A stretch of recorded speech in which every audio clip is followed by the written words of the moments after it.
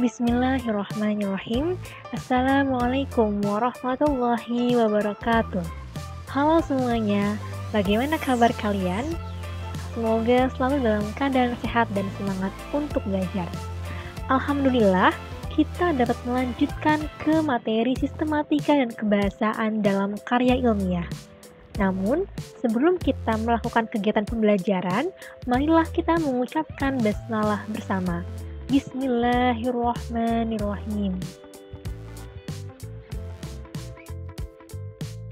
Kompetensi dasar pada materi ini adalah menganalisis sistematika dan kebahasaan karya ilmiah, serta mengonstruksi sebuah karya ilmiah dengan memerhatikan isi, sistematika, dan kebahasaan karya ilmiah. Setelah mengidentifikasi dan merancang informasi, tujuan dan juga esensi karya ilmiah, selanjutnya ialah menganalisis sistematika dan kebahasaan karya ilmiah. Karya ilmiah disusun dengan sistematika yang runut atau beraturan. Hal tersebut agar memudahkan pembaca untuk memahami isi karya ilmiah tersebut.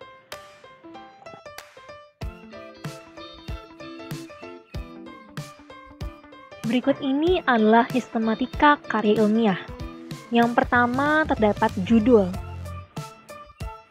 Setelah itu terdapat bagian abstrak atau ringkasan hasil penelitian, kemudian diikuti dengan lembar persetujuan. Lembar persetujuan adalah lembar yang berisi tanda tangan dari pihak yang mengesahkan karya tulis kalian. Kemudian diikuti dengan daftar isi, kemudian diikuti dengan daftar lampiran, yaitu lembar yang berisi urutan halaman judul lampiran. Selanjutnya adalah daftar tabel, yaitu lembar yang berisi beberapa urutan tabel yang menunjang pembuatan karya tulis. Kemudian terdapat bab 1, yaitu bab pendahuluan yang berisikan latar belakang masalah, yaitu penjelasan dalam bentuk uraian paragraf yang berisi alasan mengapa sebuah karya tulis tersebut dibuat. Kemudian terdapat rumusan masalah, yaitu berupa pertanyaan-pertanyaan beberapa hal berkaitan dengan suatu penelitian. Selain itu terdapat tujuan penulisan, yaitu untuk menjawab rumusan masalah sebelumnya atau tujuan dibuatnya karya tulis tersebut. Kemudian terdapat manfaat penelitian, yaitu manfaat yang didapatkan setelah melakukan penelitian dari karya ilmiah yang ditulis. Kemudian dilanjutkan dengan bab 2, yaitu kajian pustaka. Kajian pustaka merupakan daftar referensi dari semua jenis referensi, seperti buku dan jenis referensi lainnya yang dapat digunakan sebagai bahan penunjang untuk memperkuat teori yang digunakan dalam karya ilmiah. Selanjutnya, bab 3, yaitu metode penelitian. Metode penelitian adalah metode atau langkah ilmiah yang digunakan untuk mendapatkan data. Metode penelitian yang digunakan bisa berupa metode penelitian kualitatif maupun kuantitatif. Metode penelitian terdiri dari rancangan penelitian. Rancangan penelitian yaitu rencana yang disusun menurut tahapan tertentu untuk mencapai tujuan yang ditetapkan dalam pelaksanaan penulisan. Kemudian terdapat populasi dan juga sampel. Populasi adalah jumlah keseluruhan dari yang hendak diteliti, sedangkan sampel adalah bagian dari populasi yang hendak diteliti. Kemudian terdapat teknik pengolahan data, yaitu data yang diteliti diolah untuk didapatkan hasil penelitian. Selanjutnya adalah prosedur penelitian, yaitu langkah-langkah yang digunakan untuk melakukan penelitian. Setelah itu terdapat bab pembahasan yang diikuti dengan bab penutup yang terdiri dari simpulan serta saran.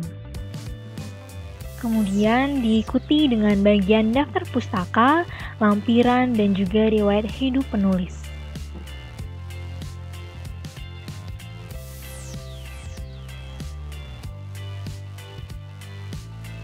Selanjutnya, berikut ini merupakan karakteristik dalam sebuah karya ilmiah. Yang pertama ialah mengacu pada teori sebagai landasan berpikir dalam pembahasan masalah, kemudian bersifat lugas dan tidak menimbulkan interpretasi lain, lalu disusun berdasarkan urutan yang konsisten dan sistematis sesuai dengan sistem dan prosedur yang berlaku, kemudian efektif dan juga padat, serta objektif berdasarkan fakta. Informasi yang disampaikan dalam karya ilmiah ialah yang sebenarnya, tidak mengada-ngada dan juga konkret. Selanjutnya adalah kebahasaan karya ilmiah, antara lain menggunakan ragam bahasa baku agar dapat dengan mudah dipahami. Bahasa baku disebut juga dengan bahasa standar, yaitu ragam bahasa yang dipakai dalam situasi resmi dan yang dianggap paling baik. Kemudian menggunakan istilah keilmuan sesuai bidang keilmuan yang dibahas dalam karya ilmiah, serta menggunakan kata yang bermakna denotatif, lugas, tidak ambigu, sehingga tidak membingungkan pembaca. Dengan kata lain, maksud yang ditulis penulisnya diterima dengan makna yang sama oleh pembaca. Selain itu, karya ilmiah juga menggunakan kalimat efektif, tidak berbelit-belit atau bertele-tele, tetapi langsung ke penjelasan atau paparan yang hendak disampaikan ke pembaca. Kemudian menggunakan kalimat fakta dan menggunakan kata ganti impersonal, misalnya penulis atau peneliti. Kemudian, berikut ini adalah hal-hal yang harus dilakukan dalam mengonstruksi sebuah karya ilmiah. Yang pertama adalah tahap persiapan, meliputi mempersiapkan topik karya ilmiah. Jadi, penulis menentukan apa yang akan dibahas dalam tulisan. Kriterianya, topik yang dipilih harus menarik, ada manfaatnya, dikenal baik oleh penulis, dan bahan yang diperlukan cukup dan memadai. Kemudian, mempersiapkan judul tulisan. Penentuan judul karya ilmiah dapat ditempuh dengan mengajukan pertanyaan-pertanyaan bagaimana, mengapa, apa, dan sebagainya. Kemudian, mempersiapkan kerangka karangan.